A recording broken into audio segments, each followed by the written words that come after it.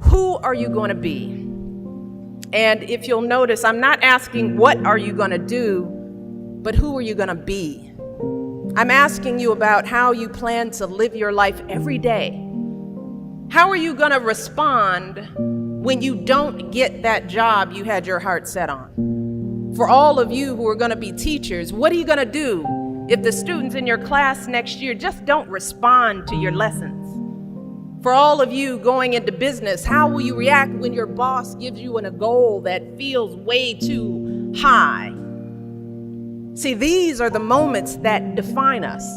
Not the day you get the promotion, not the day you win Teacher of the Year, but the times that force you to claw and scratch and fight just to get through the day.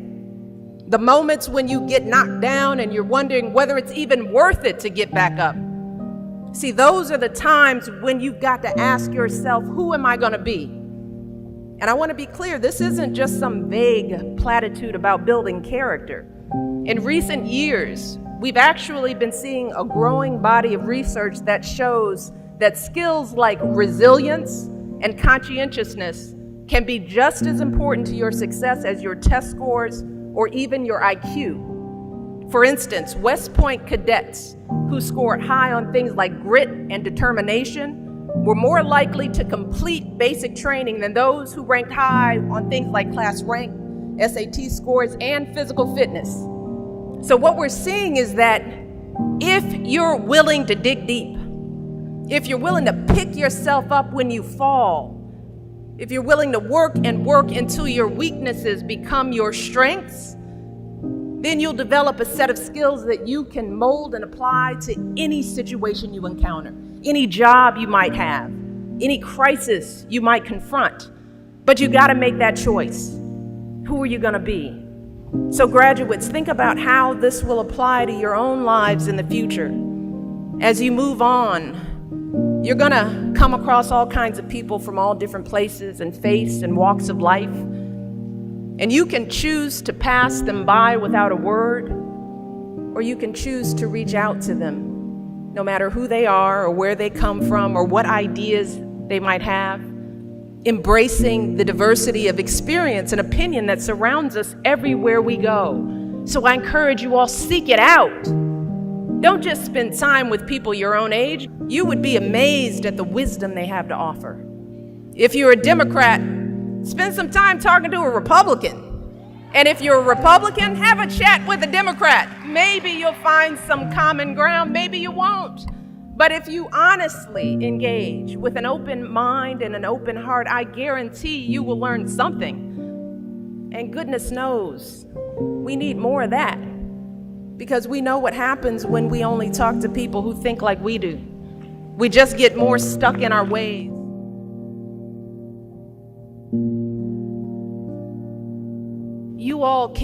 You can get past all that. You've got the freedom of an open mind. And thanks to today's technology, you're connected to each other and to the world like never before. So you can either choose to use those opportunities to continue fighting the fights that we've been locked in for decades, or you can choose to reject those old divisions and embrace folks with a different point of view. And if you do that, the latter, who knows where it might take you? And let me just share just a little secret before I end. As someone who has hired and managed hundreds of young people over the course of my career, the answers to those questions, believe me, are far more important than you can ever imagine. Whether it was during my time as a lawyer, as an administrator, as a university, a nonprofit manager, even now as First Lady, I have never once asked someone I was interviewing to explain a test score or a grade in a class. Never. I have never once made a hire just because someone went to an Ivy League school instead of a state school. Never. What I have looked for is what kind of person you are. Are you a hard worker? Are you reliable? Are you open to other viewpoints? Have you stepped outside of your own self-interest to serve others? Again and again, I have seen that those are the qualities that I want on my team, because those are the qualities that move our businesses and schools and our entire country forward. And just understand this, those are the qualities that you all already embody.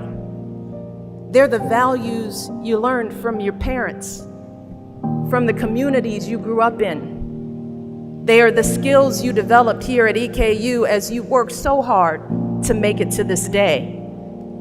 And today, more than ever before, that's what the world needs. We need more people like you. So after you've come this far, after all of the ups and downs, I hope that it is no longer a question of whether or not you can make it in this world, but how and where you're going to make your mark.